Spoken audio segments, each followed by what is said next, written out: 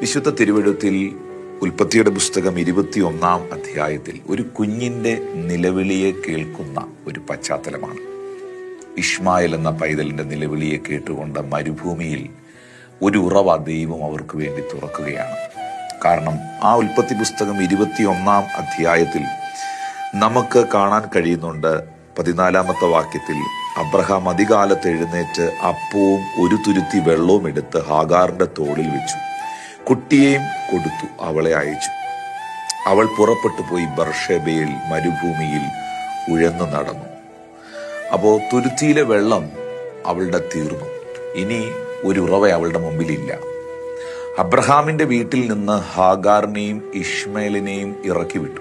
സാഹചര്യങ്ങൾ നിമിത്തം, വ്യക്തിപരമായ ചില കാര്യങ്ങൾ നിമിത്തം.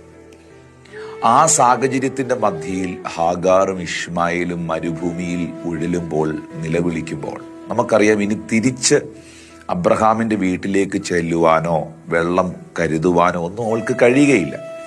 എല്ലാ ഉറവകളും അവളുടെ മുമ്പിൽ അടഞ്ഞു. അബ്രഹാമിന്റെ വീട്ടിലെ ഉറവ അടഞ്ഞു.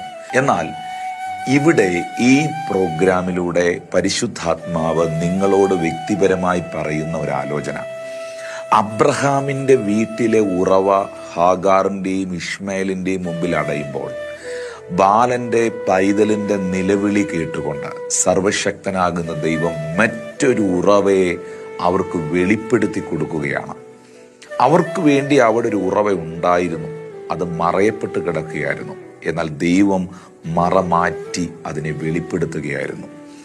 ഇവിടെ ഒരു സന്ദേശമുണ്ട്. ദൈവം ഒരു ഉറവ നിങ്ങളുടെ മുമ്പിൽ അടയ്ക്കുന്നെങ്കിൽ, നിങ്ങൾ കണ്ടിട്ടില്ലാത്ത മറ്റൊരു ഉറവ എവിടെയോ ദൈവം നിങ്ങൾക്ക് വേണ്ടി തുറന്നു വെച്ചിട്ടുണ്ട്. ഈ സന്ദേശത്തിലൂടെ കർത്താവ് നിങ്ങളോട് പറയുന്നു, നിങ്ങൾ വിചാരിച്ചിട്ടില്ലാത്ത, നിങ്ങളുടെ ചിന്തയിൽ പോലും വന്നിട്ടില്ലാത്ത മറ്റൊരു സോഴ്സ്, മറ്റൊരു വഴി, മറ്റൊരു വാതിൽ നിങ്ങളുടെ പ്രാർത്ഥനയുടെ നിലവിളിയുടെ മറുപടിയായി ദൈവം തുറന്നു വെച്ചിട്ടുണ്ട്. പ്രിയപ്പെട്ടവരെ, കണ്ണുനീർ കാണുന്നവൻ, കണ്ണുനീർ താഴ്വരയിലൂടെ നിങ്ങൾ കടന്നു പോകുമ്പോൾ കണ്ണുനീർ വാർത്തവനായ ക്രിസ്തു നിങ്ങൾക്ക് വേണ്ടി അത്ഭുതം ചെയ്യും. ദൈവത്തിന്റെ മുമ്പിൽ നിങ്ങൾ കരഞ്ഞിട്ടുണ്ടോ?